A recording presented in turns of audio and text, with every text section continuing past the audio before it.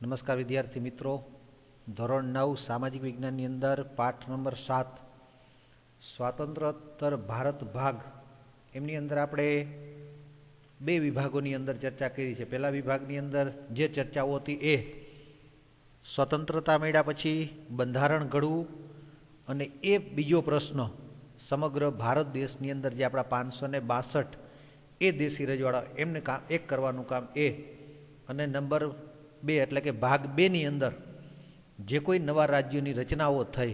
આપણે પહેલાં ચર્ચા કરી એમ કે ભાઈ અ બ ક ડ 4 રીતે, પછી જેમ જેમ જરૂરિયાતો ઉદ્ભવી એમ કેન્દ્ર સરકારે ક્યાંક ને ક્યાંક એમની અંદર એ ફેરફારો કરતા ગયા. એટલે આ બે મુદ્દાઓની ચર્ચા અગાઉ આપણે કરેલી છે. આજે જે આપણે ચર્ચા કરવાની છે એ બે મુદ્દાઓ છે.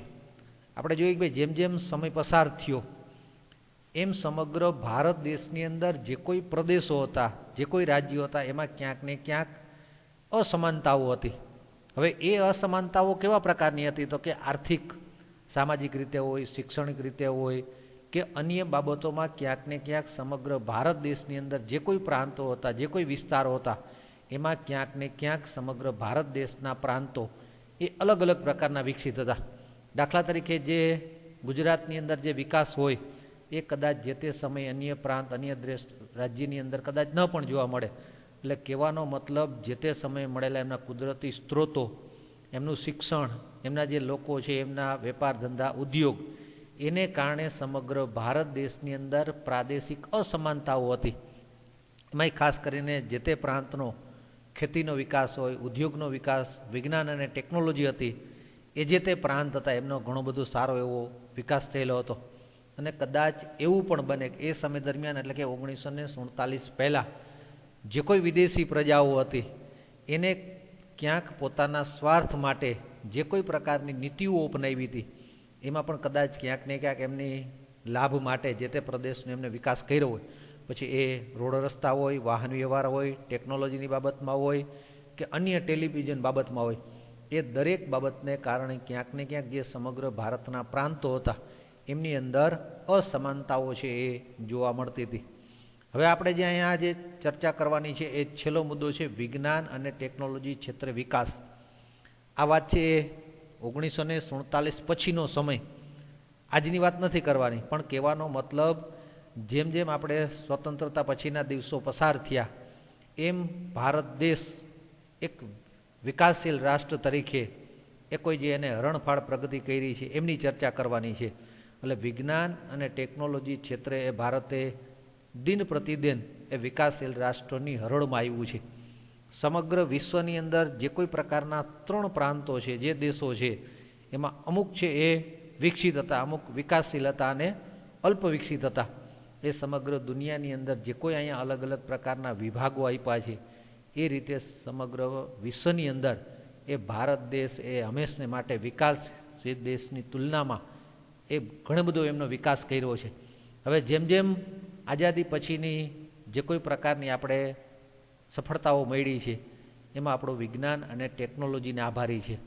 હવે અહીંયા આપણે એ પણ ચર્ચા કરવી પડે એ સમય દરમિયાન આપણી જે કોઈ બાબતો હતી, પછી એ કઈ કઈ બાબતોની અંદર કઈ કઈ બાબતના જે કોઈ ક્ષેત્રો હતા એ ક્ષેત્રની અંદર એ જે કોઈ વૈજ્ઞાનિકો હતા એમને પણ આભારી હતો. એટલે કહેવાનો મતલબ જેમ જેમ વિકાસ થતો ગયો એ પછી ખેતી બાબતમાં હોય, વાહન વ્યવહાર બાબતોમાં હોય, સંદેશા વ્યવહારની બાબતમાં હોય, દરેક ક્ષેત્રે ભારત એક વિકાસશીલ દેશની તુલના કરી અને ખૂબ જ એને વિકાસના ક્ષેત્રો છે એ સિદ્ધ કર્યા હતા. હવે જે તે સમય દરમિયાન અતિ વિકસિત દેશોની બરાબરી કરી શકે તેમ કહી શકાય નહીં. એટલે કહેવાનો મતલબ જે તે સમય દરમિયાન ભારતના જે કોઈ પ્રકારના એ મર્યાદાઓ હતી અથવા ક્યાંક ને ક્યાંક આપણી ખામીઓ હતી એને કારણે પણ અહીંયા એ વસ્તુની ચર્ચા કરવાની છે. હવે એમની બરોબરી ન કરી શકાય એની પાછળના કારણો ક્યાં હતા? તો કે મર્યાદિત અલ્પ સાધનો હતા આપણી પાસે. જે કોઈ કુદરતી સ્ત્રોતો હતા અથવા તો જે કોઈ પ્રકારના સાધનો હતા એ સાધનનું પ્રમાણ છે એ ઘણું બધું વધારે ન હતું. એને કારણે આપણે જે કોઈ વિશ્વના દેશો હતા એની સાથે આપણે સરખામણી ન કરી. બીજું છે એ સાક્ષરતાનું ઓછું પ્રમાણ. હવે આપણે જાણીએ કે ભાઈ જે તે બાબતો છે અથવા તો 1947 પહેલાં અને આઝાદી પછી એ આપણા સમગ્ર ભારત દેશની અંદર જે શિક્ષણનું પ્રમાણ હતું એ ખૂબ જ ઓછું હતું. જેમ જેમ લોકો જાગૃત બન્યા એમ એ ક્યાંક ને ક્યાંક એ આગળ પડતા આવ્યા અને એ દેશના વિકાસમાં ફાળો આપ્યો. એટલે કહેવાનો મતલબ આપણી પાસેના જે સાધનો હતા, અલ્પ સાધનો એટલે કે મર્યાદિત હતા, અને શિક્ષણનું ઓછું પ્રમાણ, એને કારણે કદાચ આપણે એટલો બધો વિકાસ ન કર્યો. પણ આઝાદી પછી એ બાબતમાં આપણે ખૂબ જ પ્રગતિ કરી અને ભારત વિજ્ઞાન અને ટેકનોલોજી ક્ષેત્રમાં એ નોંધપાત્ર છે, એ ગણના કહી શકાય.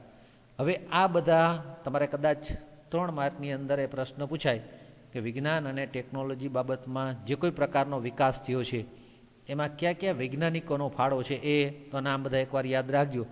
એવા છે ડૉક્ટર હોમી ભાભા, ડૉક્ટર રાજા Raman, doctor Vikram Sarabhai, doctor C V Raman તથા એન્જિનિયર ક્ષેત્રના સર એમ વિશ્વેશ્વરૈયા અને સામા પિત્રોડા. આ બધા વ્યક્તિઓ છે વિજ્ઞાન અને ટેકનોલોજીની બાબતમાં ખૂબ જ એવી પ્રગતિ કરેલી હતી.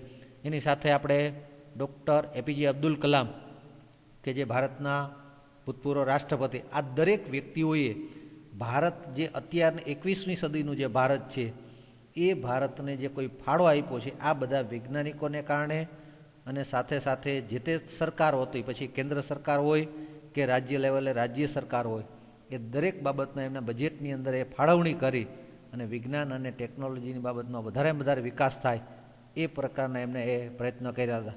હવે એમની અંદર રેલવેના પ્રોજેક્ટ હોય કે અન્ય કોઈ ટેકનોલોજીની કામગીરી હોય, તો આ દરેક બાબત છે એ ક્યાંક ને ક્યાંક એ આગળ પડતો છે એ ભાગ ભજવ્યો તો એમ કહી શકાય.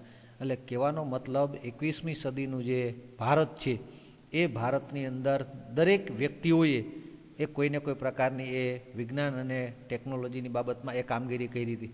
હવે જે તે સમયે મહિલાઓએ પણ પોતાનું યોગ્ય પ્રદાન આપી અને એ પણ કામગીરી કરી છે. એનો આપણે પણ અહીંયા કઈ મહિલાઓએ કઈ બાબતમાં વિજ્ઞાન અને ટેકનોલોજીની બાબતમાં એમને કોઈને કોઈ પ્રકારની એ કામગીરી કરી એ એમનો ઉલ્લેખ છે.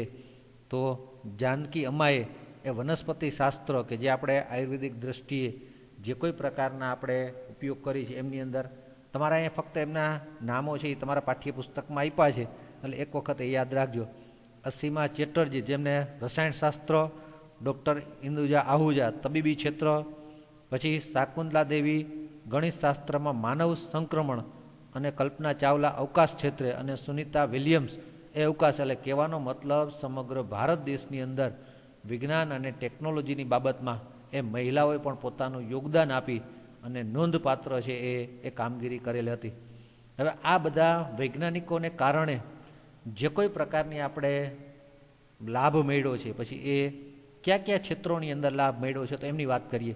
ભાઈ સ્વતંત્ર વખતે અનાજ માટે આપણે પરાવલંબી હતા. કહેવાનો મતલબ જ્યારે 1947માં આપણે અન્ય રાષ્ટ્રો ઉપર આધારિત રહેવાનું હતું અન્ન બાબતમાં.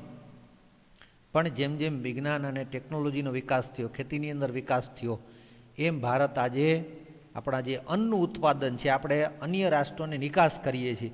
આપણે તો જરૂરિયાત છે એટલું મળી જ રહીએ છીએ, પણ એથી વધારે ઉત્પાદન મળે છે અને આપણે એમાંથી વિદેશી હુનિયામણ છે એ પ્રાપ્ત કરી શકીએ છીએ. એટલે કહેવાનો મતલબ સ્વતંત્ર વખતે જે આપણે બીજા ઉપર આધારિત રહેવું પડતું હતું, એને બદલે આજે આપણે પોતાના દેશની અંદર એટલું પ્રમાણમાં અન્નનું ઉત્પાદન થાય છે કે આપણે અન્ય રાષ્ટ્રોને એ આપણે નિકાસ કરીએ અને આપણું જે આર્થિક સદ્ધરતા છે એ મેળવી શકીએ છીએ. ક્યાંક ને ક્યાંક આજે વસ્તી વધારો છે, છતાં પણ કૃષિ ક્ષેત્રે ભારતમાં થયેલી હરિયાળી ક્રાંતિ એ ક્યાંક ને ક્યાંક અન્નના ઉત્પાદનમાં છે આપણે અગ્રેસર રહ્યા છે. હવે એનું કારણ શું છે કે શા માટે આવું બન્યું? એક સમય એવો હતો કે આપણે અન્ય રાષ્ટ્રો ઉપર આધારિત રાખવું પડતું હતું, છતાં પણ આ દરેક ભારતના વૈજ્ઞાનિકો અને કેન્દ્ર સરકારના જે કોઈ પ્રકારના પ્રયત્નો થયા એને કારણે હરિયાળી ક્રાંતિ આવી. એક સમય એવો હતો કે ભારતની અંદર પીવાના પાણીની મુશ્કેલીઓ હતી, ત્યાં ખેતીની તો ક્યાં વાત કરવી.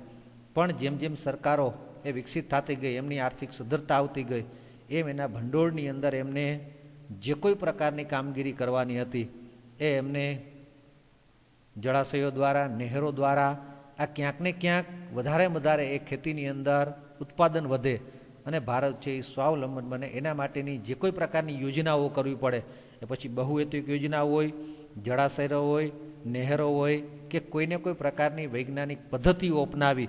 આપણે જોઈએ કે ભાઈ જે અત્યારની ડ્રીપ ઇરિગેશન જેવી પદ્ધતિઓ આવી એ પણ વિજ્ઞાનને આભારી છે. એક ફુવારા પદ્ધતિ હોય, એમ વધારે એ ઉત્પાદન મેળે અને સમગ્ર વિશ્વની અંદર એ આપણે એ કામગીરી કરતા થયા છે.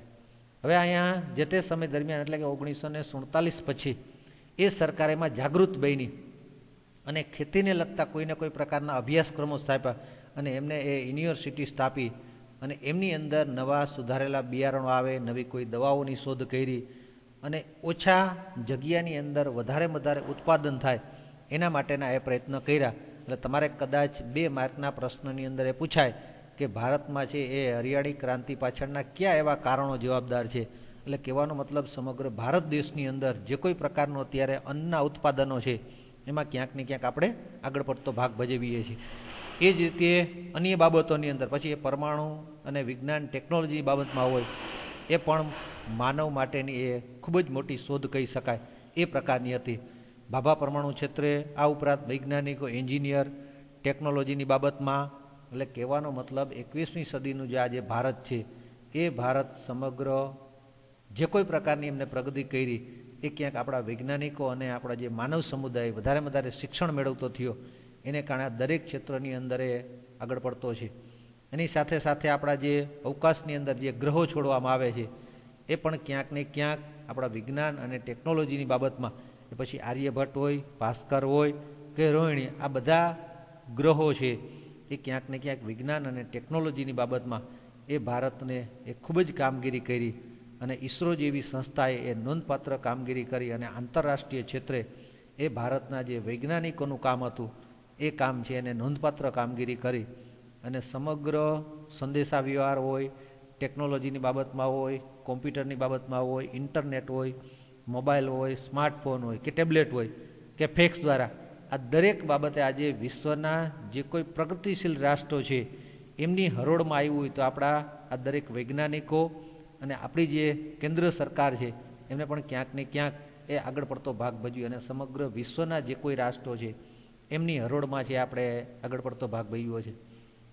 હવે આપણે ખાલી ફક્ત વિજ્ઞાન અને ટેકનોલોજીની બાબતમાં જ નહીં, ઉપગ્રહની જ બાબતમાં નહીં, પણ એની સાથે સાથે જે ભારતના ઉદ્યોગો છે એમની અંદર પણ નવા યંત્રોની શોધ કરી અને સમગ્ર વિશ્વના જે કોઈ રાષ્ટ્રના દેશો છે એની સાથે આપણે ઉત્પાદનની અંદર ફક્ત કૃષિની અંદર હરિયાળી ક્રાંતિ લાવી એમ નહીં, પણ ઉદ્યોગોની અંદર ક્યાંક ને ક્યાંક આપણે આગળ પડતો ભાગ ભજવી અને વધારે સમગ્ર ભારત દેશના લોકો એમના રોજીરોટી અન્ય બાબતોને એમનો લાભ મળતો થાય એ પ્રકારની એમની કામગીરી હતી. એ પછી અન્ય બાબતો આપણે સમાવેશ કરી શકીએ તો કે આરોગ્યની બાબતમાં એક સમય એવો હતો કે આપણે ક્યાંક ને ક્યાંક ઘણી બધી મુશ્કેલીઓનો સામનો કરવો પડતો હતો, પણ વિજ્ઞાન અને ટેકનોલોજીના ઉપયોગથી અને સરકારની જાગૃતિને કારણે એ ઘણી બધી એમની અસરતાઓ થઈ અને વિજ્ઞાન અને ટેકનોલોજીને કારણે આપણે આરોગ્યની બાબતમાં પણ ઘણું બધું એ કામગીરી કર્યું છે અને ઘણા બધા રિસર્ચો પણ એમની અંદર કરેલા છે. એટલે કહેવાનો મતલબ સમગ્ર વિશ્વની અંદર જે કોઈ વિકસિત રાષ્ટ્રો હતા એની સાથે આપણે એ તાલ મેલાવી અને વિજ્ઞાન, ટેકનોલોજી, ઉદ્યોગોની બાબતમાં અને ખેતીની બાબતમાં દરેક ક્ષેત્રમાં વિજ્ઞાન અને ટેકનોલોજીની બાબતમાં એ ખૂબ જ એ કામગીરી કરેલી છે. હવે તમારે અહીંયા એક વસ્તુ યાદ રાખજો કે સંયુક્ત રાષ્ટ્ર દ્વારા 21 જૂનનો દિવસ એ વિશ્વ યોગ દિવસ તરીકે ઉજવણી કરી અને સમગ્ર વિશ્વને એ ક્યાંક ને ક્યાંક એ માર્ગદર્શન આપી. એટલે એ રીતે તમારે કદાચ 1 માર્કના પ્રશ્નની અંદર ઘણી વખત પૂછાય છે કે વિશ્વ યોગ દિન ક્યારે ઉજવવામાં આવે છે. ઘણી વખત ખાલી જગ્યા કે ખરા ખોટાની અંદર એ પ્રશ્નો અવારનવાર પૂછાય છે. એટલે યાદ રાખજો 21 જૂન એ વિશ્વ યોગ દિન તરીકે એ ઉજવવામાં આવે છે. તો વિદ્યાર્થી મિત્રો, આ પાઠની અંદર આટલા મુદ્દાઓ છે અગત્યના છે. એમાં ખાસ કરીને જે કોઈ પ્રકારની એ 1947 પછીના સમગ્ર ભારતની અંદર જે બંધારણની કામગીરી, દેશી રાજ્યનું વિલીનીકરણ, એમાંનું હૈદરાબાદ, જૂનાગઢ અને જમ્મુ કાશ્મીર એકાદો પ્રશ્ન એ પૂછાવાની શક્યતાઓ છે. પછીનું જે રાજ્યોની રચનાઓ અને છેલ્લે વિજ્ઞાન અને ટેકનોલોજી બાબતમાં જે કોઈ ભારતે હરણફાળ પ્રગતિ કરી એમની ચર્ચાઓ છે આ પાઠની અંદર છે. એટલે નિરાતે વ્યવસ્થિત વાંચી વિડીયો જોઈ અને સ્વાધ્યાયના પ્રશ્ન લખવાના છે. ચાલો, થેન્ક યુ.